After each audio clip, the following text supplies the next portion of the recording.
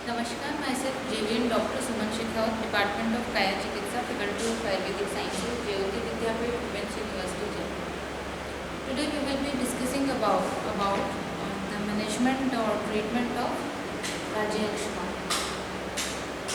सबसे पहले जो है राज्यक्षमा की ही चिकित्सा के अंतर्गत हमें बताया गया है कि हर व्याधि की चिकित्सा जो है करने से पहले हमें उस व्याधि के जो भी कारण हैं उन कारणों को अच्छे से जानना चाहिए और उन कारणों का परिवर्जन करना चाहिए.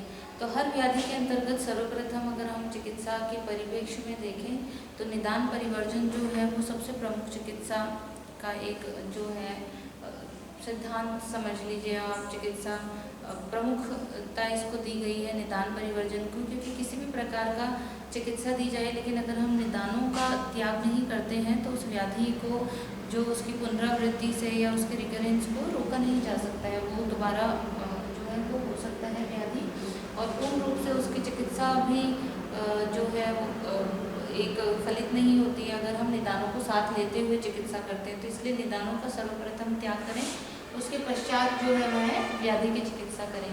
इसी की चिकित्सा के अंतर्गत कहा गया है कि सर्व त्रिदोष जो यक्ष्मा दोषाणाम तो बलाबलम परीक्षकम आवस्थिकम वैद्यम समुपचरेत.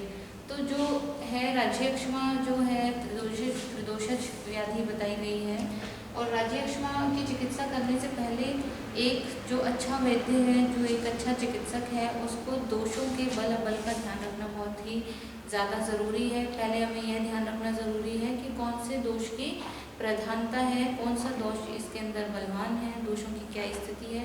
उसके पश्चात अगर हम इसकी चिकित्सा करेंगे तो हमें निश्चित ही अच्छा लाभ प्राप्त होगा. अब इसी की राज्यक्षमा की चिकित्सा के अंतर्गत ही आचार्य चरक ने कहा है दोष अधिकानां वमनम सस्यते स विरेचनम स्नेह श्वेदोपन्नानां स श्वेदम यत्न कर्षणम शोषी मुंचति गात्राणि पुरुषम स्रंसनादपि.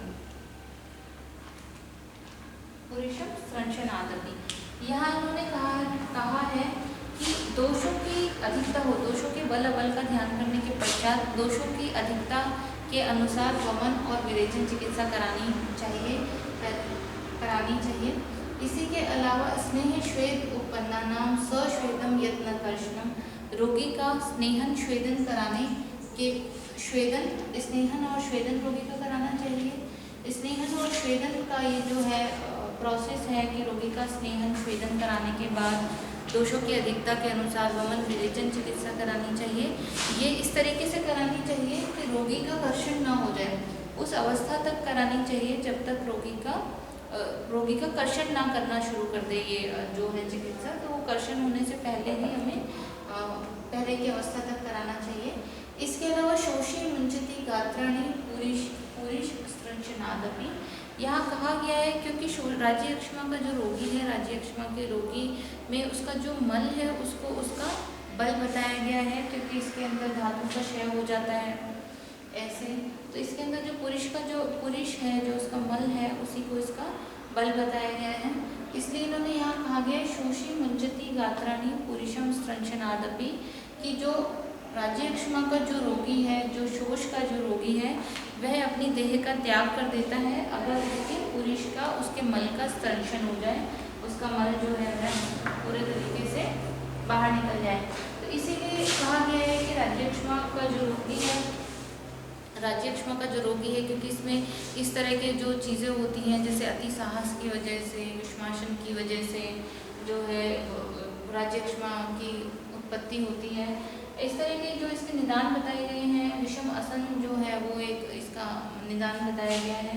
और जो है इसलिए इसके अंदर जो है हमें निदानों का परित्याग करना भी अति आवश्यक होता है, क्योंकि बिना निदानों के त्याग के और अनुचित आहार विहार का प्रयोग करने के कारण या अतिसाहस का प्रयोग करने के कारण राज्यक्षमा की उत्पत्ति होती है. तो दोषों की अधिकता को ध्यान में रखते हुए हमें रोगी की चिकित्सा करनी चाहिए. दोषों की अधिकता का ध्यान में रखते हुए वमन विरेचन कराना चाहिए, स्नेहन श्वेदन करना चाहिए, और जिस अवस्था तक कि रोगी का कर्षण न हो जाए, रोगी जो है अपने का मल का स्त्रंशन जो है वो होने से हमें बचाना चाहिए, जिससे कि रोगी जो है, क्योंकि मल का स्त्रंशन होने के कारण रोगी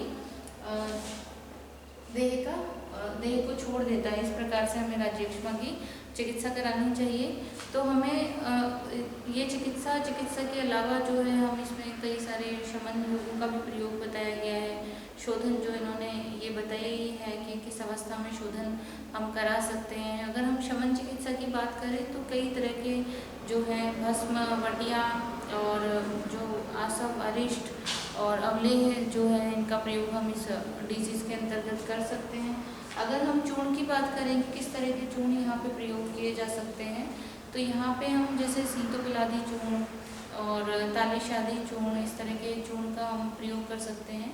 इसी के अलावा जो किस तरह के दूसरे और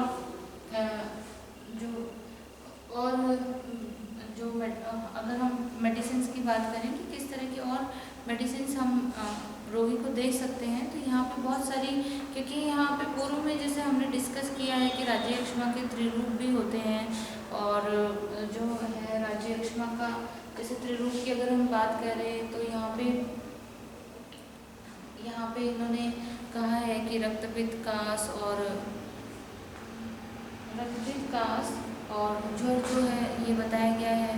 तो इस तरह की जो चीज़ें होती हैं कि जो रोगी को लक्षण आते हैं, रोगी को हमको देखना है कि रोगी को त्रिरूप प्रेजेंट है या रोगी को जो है षण रूप प्रेजेंट है या रोगी को एकादश रूप प्रेजेंट है।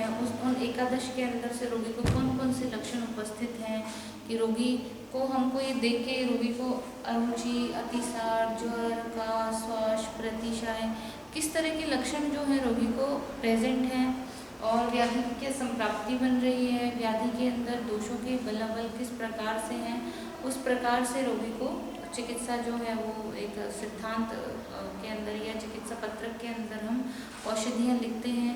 अगर राज्यक्षमा का रोगी इस प्रकार का है कि उसको साथ में ज्वर है तो हम उसको फिर ज्वरहर चिकित्सा देंगे।